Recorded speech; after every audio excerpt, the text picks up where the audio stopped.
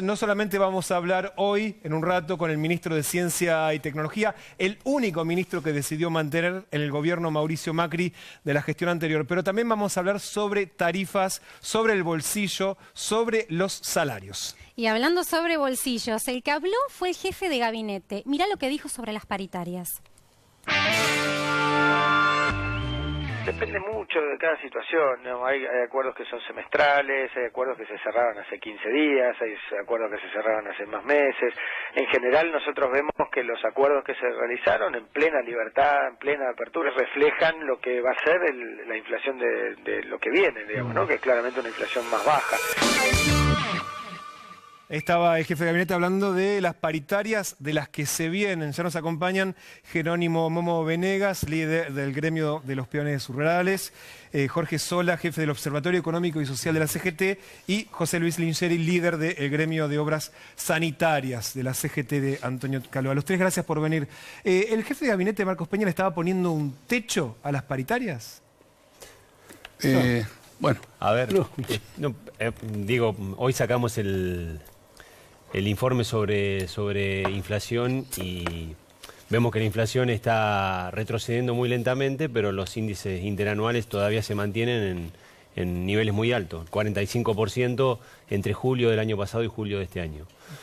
El movimiento obrero ha hecho un esfuerzo importante en cerrar paritarias, casi todas en el primer semestre, muchas entre el 35 y el 38%.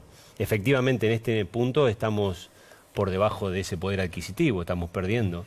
Y las distintas actividades, de acuerdo a sus situaciones, van a ir revisando sus convenios. Antes de que avance, porque precisamente teníamos el dato del observatorio que hoy se había presentado, que tenía que ver precisamente con la inflación que ustedes han medido, que precisamente para el mes pasado de julio fue de 3,1%, es la inflación que miden los trabajadores y la inflación de los trabajadores, y que en un año, comparado con julio del año anterior, ya suma 46%. ¿No? Esto es uno de los datos, y además que no es el único que ustedes difundieron, sino también sobre cuál es el ingreso mínimo que debe tener un trabajador para no ser considerado pobre. Mira las cifras, 12.800 pesos para no ser pobre, según este relevamiento, y para no ser indigente, que ya también ahí es menos dinero, pero igual son importantes las cifras, 5.600 pesos. O sea, esto estamos hablando de la canasta más básica. Ahora, cuando piensan en la discusión salarial de los que están pidiendo reabrir el INSEE, el jefe de gabinete les dice, ojo que es hacia adelante, no hacia atrás. Bueno, yo creo que cada actividad y cada organización gremial analizará los márgenes de lo que ha firmado. En el caso nuestro firmamos de mayo a septiembre el 33% y quedó abierta la expectativa de que si había variable lo íbamos a analizar y discutir entre las partes. Así que no quiero decir con esto que haya una reapertura generalizada de las paritarias, pero en algunos casos en particular se podrá analizar. Venegas dijo que nosotros tenemos distintas paritarias. El gremio nuestro discute muchas paritarias por año porque tenemos distintas actividades y hemos logrado el 37, 35, 32, pero bueno, de acuerdo a la actividad es lo que discutimos, ¿no? Hay actividades que permiten discutir un punto más, otras actividades un punto menos. Ahora, precisamente en el ranking de paritarias que ustedes mencionan todos que les ha ido distinto, Cecilia Bouflé hizo un ranking de a quienes les fue mejor y peor, ¿no? Sí, o los que tienen los que están con la necesidad más urgente de una renegociación, porque negociaron muy por debajo de la inflación anual, ¿no? El ESMATA tiene una paritaria de 19%, comercio 20%, la UOCRA 22%, mineros y 22% también, papeleros 23,5%, la industria plástico, los trabajadores del plástico 24%, los encargados de edificio y los gráficos 25%, estás todavía más de 10 puntos por abajo de la inflación anual. La UTA 29% con un aporte fuerte ahí de subsidio del Estado al sistema de transporte todavía, y los estatales en un 31%. O sea, según los números que vimos recién presentados por la inflación de los trabajadores, ninguno le ganó con la paritaria a la inflación. Pero hay muchos semestrales, ¿no? Me permito hacer alguna aclaración ahí. Ahí me parece que, digamos, en muchos casos son semestrales, Muchos y en de muchos esos otros están hay abiertos a negociación, cifras, claro. hay sumas no remunerativas que ayudan a corregir esto y que de algún modo también permiten esto. A ver, digamos, el movimiento obrero, cada vez que alguien se sienta, por supuesto que no discute a las bajas, pero, digamos, en un ámbito en el cual nosotros todavía no tenemos en claro cuál es el plan antiinflacionario, y la inflación que se había precedido, digamos, en los dichos del ministro Pradgay, eran del 25%, hoy pasados 7 meses estamos en el 27%. Necesariamente, y es uno de los reclamos que tenemos los dirigentes, necesitamos un plan antiinflacionario que nos permita no solo visualizar cuál es el verdadero aumento de salario, sino también que a la gente, hoy, digamos, lo que más aumenta son los alimentos. Hoy, por sobre el nivel de la inflación, la inflación hizo el 3,1, los alimentos están medio punto más arriba. Y definitivamente donde más le pega a los sectores más pobres. Y voy a decir, perdón, me extiendo un poquito más. Un dato para hay un problema aportarle más, sobre eso. No los sé que tenemos si vio... paritaria, perdón, los que tenemos paritaria podemos discutir. El problema es que hay muchísima gente que está en negro, mucha gente que no tiene trabajo, puede discutir, que tampoco puede discutir. Y la inflación les impacta más. Porque después no tienen con quién discutir. Claro. Porque ese es un tema central, el trabajo informal.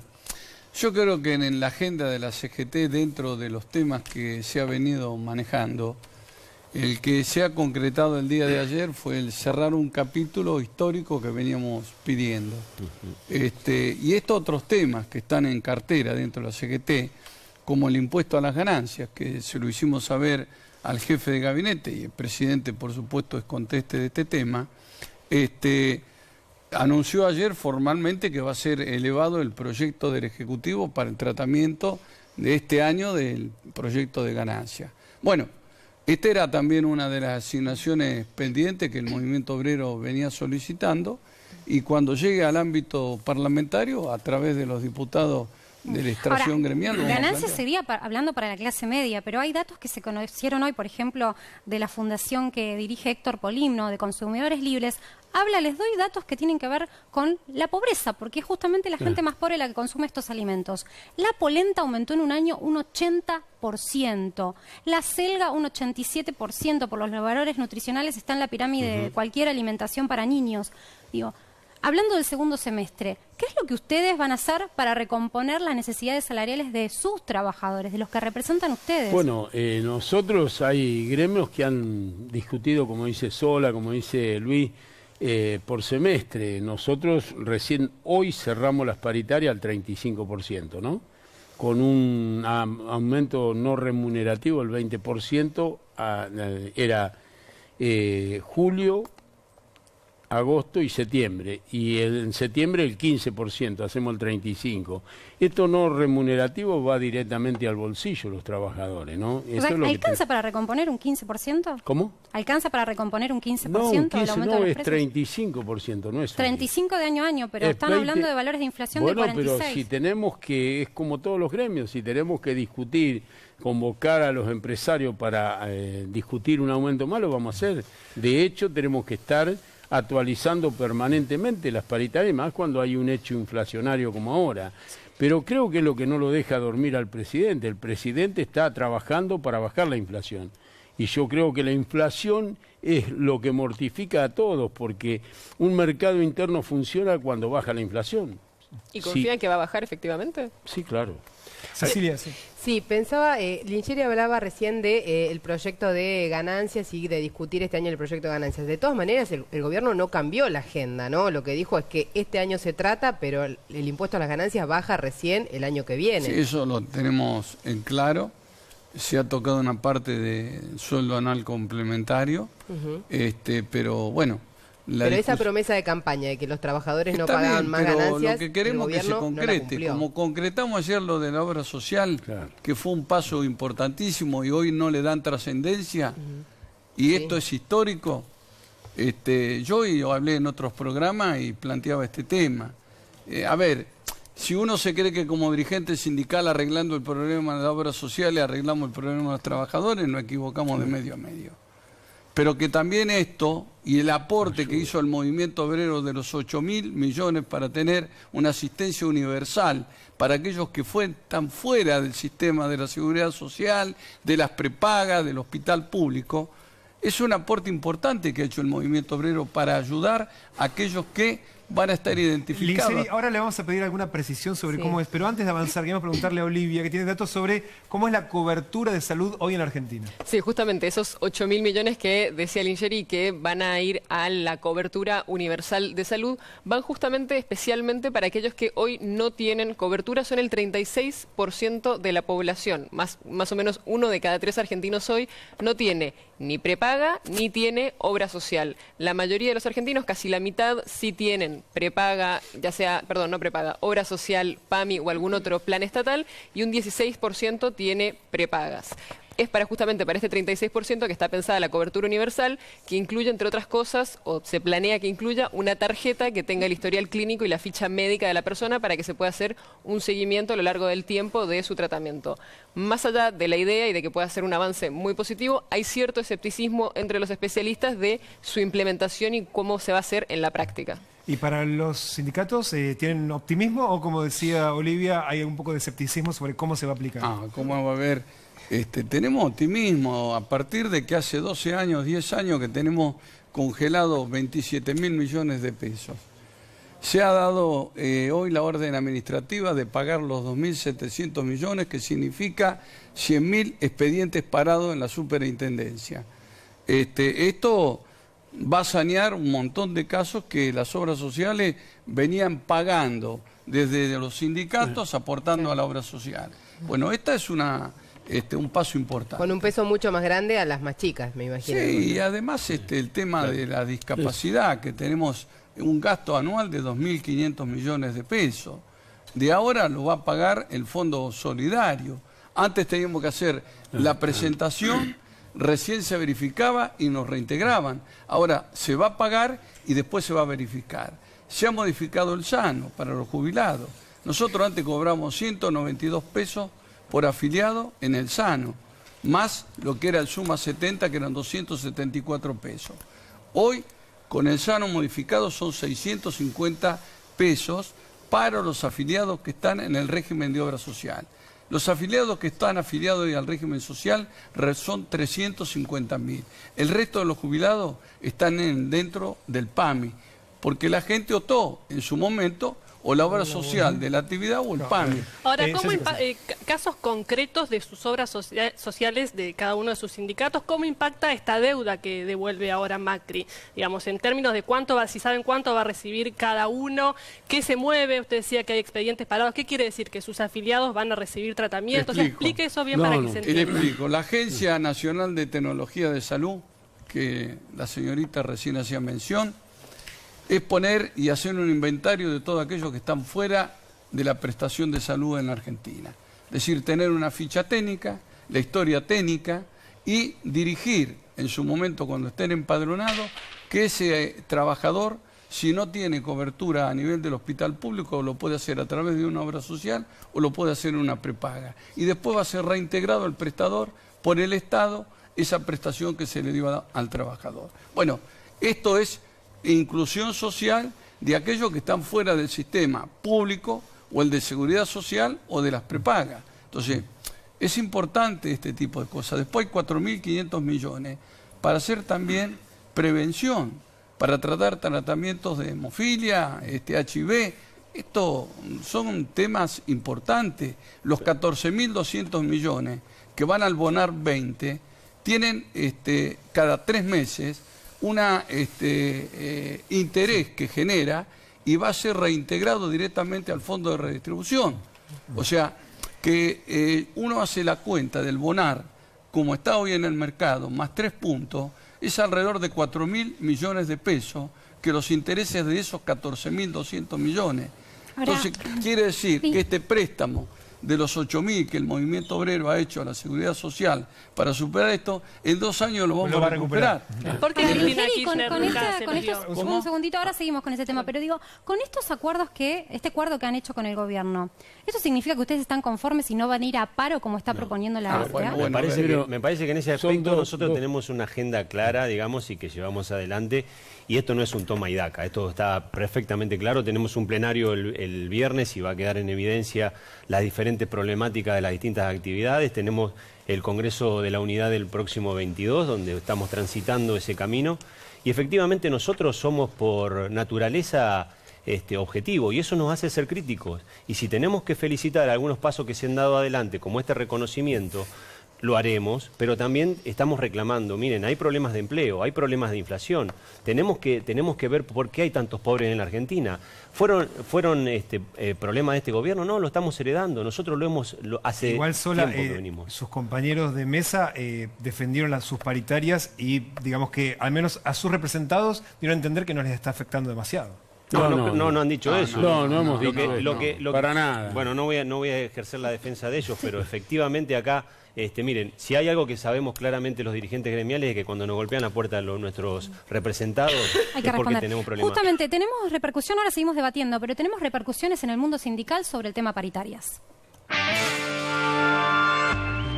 El tema de la devolución de la plata de las obras sociales de los sindicatos, me parece que eso no admite ninguna discusión. Ahora, si eso intentan frenar el conflicto social, parar o acallar, porque algunos dirigentes con eso se vayan a conformar, me parece que es un camino equivocado que ya se ha intentado con otros gobiernos en otros momentos, en situaciones complicadas como la que vivimos, y no ha dado buenos resultados. Que es imprescindible el paro nacional, se está cocinando, digamos, en Balcarce 50, una reforma laboral. Los trabajadores no tienen la posibilidad de tener a un presidente, por ejemplo, en una cancha de fútbol, porque seguramente la silbatina sería ensordecedora. Estaba la silbatina sería ensordecedora, eso iba para ustedes en caso de que den marcha atrás al documento de hace unos días, ¿no? Cuando ustedes mismos decían que la situación social era muy crítica. Ese documento que usted se refiere todavía no está... El borrador era. Bueno, efectivamente esto tiene que salir del próximo plenario, que vuelvo a insistir, es el viernes, donde los secretarios generales expondrán cada uno. Quiero hacer una acotación que me parece importante. Recién José Luis decía sobre el aporte que el salario diferido de los trabajadores, que es este fondo, son 8.000 millones que se da a la salud pública. Acá falta todavía, digamos, esto es un gesto muy importante para la situación social y económica que pasa el país. Acá falta todavía un actor que tiene que despertar y darle una mano al presidente, porque no lo está haciendo, que es la inversión privada. Acá falta la inversión privada, acá hay dinero que todavía no se está trayendo del exterior, hay dinero de adentro que no se paga la deuda interna porque están los bancos, y efectivamente eso es lo que genera más empleo, más trabajo, mejores condiciones de vida. Esa inversión privada, los formadores de precios son los que tienen que hacer todavía un gran aporte a este país, ¿no? Hay una cuestión que siempre se reclama desde el lado empresario, que son los costos laborales. O sea, ¿cuál sería la solución justamente para eliminar un poco la informalidad que estaban describiendo, que era uno de los problemas, y evitar los problemas de empleo también? La informalidad no se fabricó en estos 7 meses, ¿no? Acá ¿pero cuál es la solución? Hubo un gobierno que estuvo 12 años fabricando pobres, indigentes, inseguridad. Entonces, yo creo que las que están fuera del sistema de salud también tiene que ver con esta gente. Acá hay 13 millones de pobres, ¿sí? Gente que vivía de un plan social. De un plan social que en algún momento decía no me registren porque si me registran se me cae el plan. Y hoy, después de las asignaciones familiares que ha llevado adelante este gobierno, que también hay que reconocerlo, un trabajador dice regístrenme porque yo cobro 4 o 5 mil pesos de asignaciones familiares, tengo el apoyo escolar. Esto no se difunde porque acá no se hace una cadena nacional cada vez que se logra un hecho de esto. Entonces yo creo que los que están fuera del sistema no son de los 7 meses esto. De todas maneras, y creo que tenemos que reconocer al gobierno este paso que se ha dado el día de ayer, ¿no? No nos está quedando mucho tiempo, así que quería aprovechar antes de que se termine el bloque, preguntarle al INSERI algo específico. Hablamos de tarifas hace un ratito, una de las que más impactó fue la del agua. ¿Usted considera que...? La que más impactó fue la del gas. Bueno, una de las... Estamos hablando... Vamos a hablar. La del agua impactó mucho. Quiero hacerle una pregunta. Si usted considera que el aumento que llegó en las facturas realmente justifica el aumento que aplicaron las empresas en función de los costos que tiene la empresa. Yo te explico, no alcanza para cubrir el costo de operación y mantenimiento. ¿Usted quiere que me aumenten más? No, te explico. Una botellita de agua en Europa, acá, tomando las diferencias, sale 3,50 euros. Estamos hablando de 60 pesos. La tarifa nuestra bimestral, porque hay que tener en cuenta que damos los dos servicios, agua y cloaca, estaban en orden de los 30 a 45 pesos.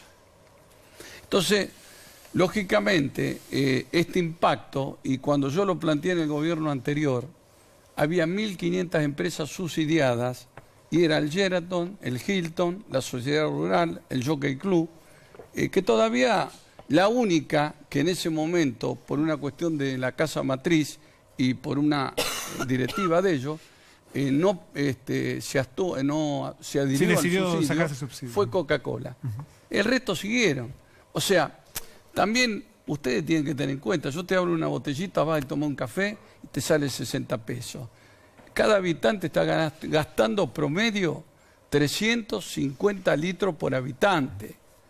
Es la tarifa, hasta el aumento, la más barata de Argentina y de Sudamérica. Entonces yo no justifico esto, quiero decir que a lo mejor el aumento hubiese sido gradual. A Kirchner se lo planteé y le dije aumentar 2 pesos bimestralmente por agua y cloaca, así la gente en el tiempo no tiene el tarifazo. Para iniciar, ¿qué le dijeron sus afiliados cuando le mostraron a usted la nueva factura de agua? Y me dijeron lo mismo que la del gas y que de la luz, que hay mucha gente que no la puede pagar. De todas maneras hay que levantar un poquito más la vista. Hay mucha gente que no tiene agua potable. La inmensa mayoría del interior no tiene agua potable. Y esos no pagan, sino que simplemente se intoxican con el agua que muchas veces está de napas está contaminada. Entonces digo, hay un sector importante que es capital y el conurbano. Tarifas de gas, de luz y de agua. Pero también hay un inmenso universo que es el interior, que tienen los aumentos no porcentuales tan grandes, pero nominales inmensos. Mucho Digamos, más la grandes. luz que se paga en el interior, Porque ya Santa Fe, tenían Córdoba. una tarifa alta, entonces un aumento del 100% sobre una tarifa alta es mucho más importante. Soy de la provincia de Santa Fe y se pagan tarifas de luz de 1.800, 2.000 pesos. Claro, O el sea, 100% es un montón. No es de ahora, era de antes también. No, claro, sí, por supuesto. Hablando precisamente del interior, Venegas, acá estuvo el presidente de la Sociedad Rural, estuvo el senador De Angeli, mostrando versiones distintas sobre el campo. ¿Cómo desde su sindicato, que precisamente muestra la realidad de los que trabajan, los trabajadores del campo, cómo se ve la situación precisamente desde el interior y desde el campo y desde los trabajadores peones rurales? Bueno, yo hace algunos meses decía que el país crecía cuando los funcionarios dormían, ¿no? Y no me equivocaba. Hoy el campo en esta cosecha siembra 58.000 millones de dólares, ¿sí? El campo genera el 32% de mano de obra entre trabajo directo e indirecto del país.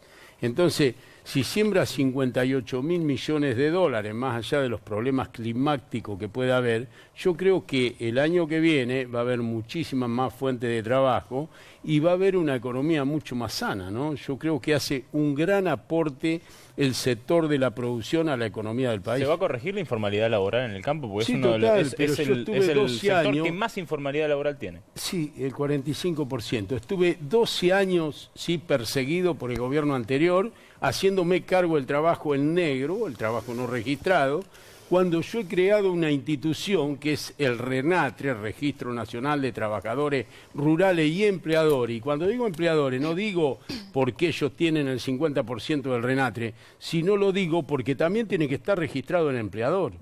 Hoy con una foto satelital... evitar la economía en negro, ¿Cómo? sin dudas. Hay que evitar la economía en negro, con sin una dudas. foto satelital, si vos tenés... Nos estamos quedando sin tiempo, pero le agradecemos muchísimo a los tres por este aporte y por este debate, que seguramente va a ser del segundo semestre, ¿no? Por lo que están diciendo de la apertura de prioritarias. Gracias a los tres. Gracias.